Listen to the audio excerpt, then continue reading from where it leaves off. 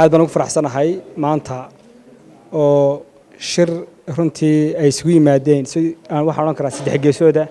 wasaaradda waxbarashada wasiirka iyo wasiir ku-xigeenka iyo agaasimahaba waxaan uga mahadnaqaynaa shirkan oo kale inay noo qabtaan ujeeddada shirkuna waxay ahayd in barnaamijka barbaarinta waxbarashada ee Faro dhowrkii sano u dambeeyay ay ku guda jirtay sidii ay u dardargelin lahayd u xoojin lahayd wada shaqaynta wasaaradda maamulayaasha iyo sidii loo soo saari lahaa dad macallimiin xirfad leh iyo arday ma garanaysaa tacab runtii tacabka la gelinaya uu yahay tacab dhaxalgala waxa farxad weyna in shirkaasi uu si wanaagsan inoogu qabsoomay kale shirka waan sii wadan doonaa waxa kale oo ka sii wada doonaa kale isfahan guud in laga gaadho habka loo wada shaqeynayo maamulayaasha iyo ma garanaysaa isku xidhka qaybta gobolka iyo wasaaradaba kale kulankan maanta la isugu yimid wuxuu ku saabsanaa in lagu falanqeeyo markaa qaybta barbaarinta carruurta oo runtii ah qayb aad iyo aad muhiim uga markaa wasaaradda waxbarashada maadaama doonayno ubadka jamhuuriyadda Somaliland in yaraanta lagu ababiyo waxbarasho tayo leh si ay u bilaabaan dugsiyada dhexe u galaan iyagoo markaa waxbarashadooda habaysan tahay waxaa jira imika 13 dugsi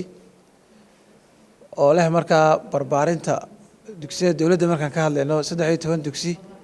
oo leh qaybta barbaarinta ama kindergarten-ka waxa loo yaqaanay KG-ga guud ahaan markaa waddanka dhan waxa ka jira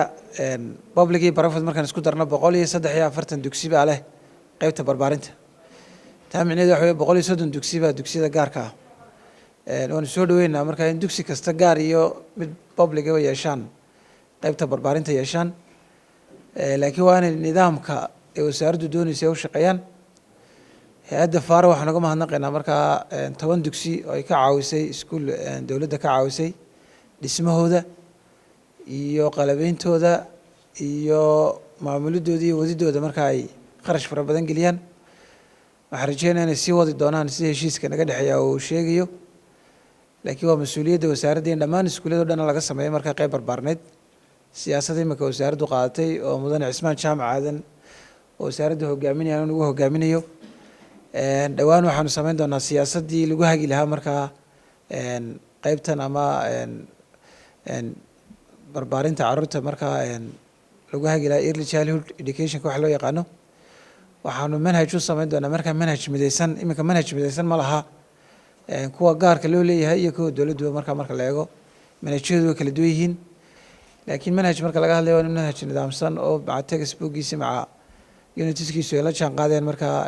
contextka waddanka iyo wacyiga waddanka iyo waayihiisa la jaan qaadayo iyo qiyamkiisa iyo diintiisa oo noqdo kaas markaa imika dawladdu sameyn doontaa waxa kaloo la tababari doonaa markaa macallimiinta ka dhiga dugsiyada KG-ga ama dugsiyada barbaarinta oo inaga caawinayaan markaa iyaguna GB-ga Global Partnership for Education iyaan iska kaashan doona midowga Yurubba dhawaan baa iyaga tababar loo bilaabi doonaa markaa iyagana 6 bilood oo la doonayo macallinkan ubadka lagu aaminayaa inuu yahay dee macallin aqoontii ubadka lagu maamuliyo horta marka lagu daryeelay marka hore leh waxaana laga soo sheegay iskuulada qaar in ardaygii oo markaa kaadi baa haysa macallinku fariiso ku oranayo dadna carruurta qaar isku kaajiyo meelaha qaar waxaasna waxa weeye waa aragnimo darro macallinka haysa weyn ardaygu waxay ku keenaysaa kaliya xanuun bay ku keenaysaa caafimaad darro ku keenaysaa iyada lafteedu waxa weeye waa waxyaalaha maskaxda ka dilay ardayga in la caayo ama la bahdilo in u loola tagaana dee waa kasii darantay waxaasna waxa weeye waxyaalaha doonaya macallinka laga tababaro waxyaalahaasi wasaaraddu qorsheynaysaa shirkana maanta hore dhac wuxuu yahay markaa horta kow iskuulladan jira qaabka u shaqeyn lahaa inay wasaaraddu isla fahmaan kadibna markaa qorshaha dambe wasaaraddu u qorshaysan iyo nidaamkii loo dejin lahaa iyo qaabka wada shaqeynaa laga shaqeeyo si carruurteena aanu barbaarinaa wey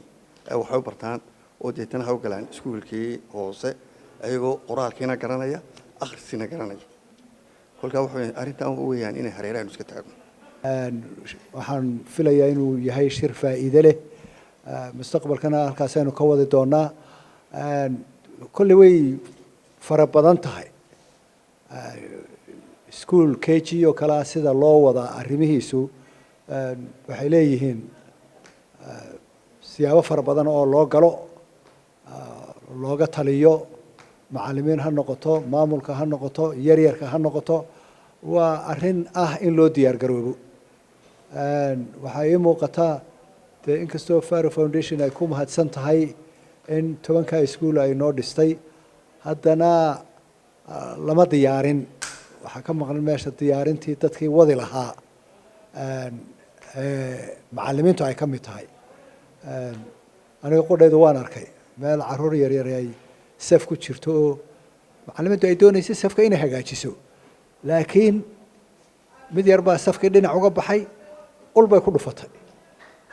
iyadoo leh safka hagaagu gal waa waxyaalaha ay kaga duwan yihiin macallimiinta KG-gu ay kaga duwan yihiin kuwa kale badanaaba waxaa wanaagsan KG-ga inay haweenku maamulaan waa hooyo way u naxaysaa way u naxariisanaysaa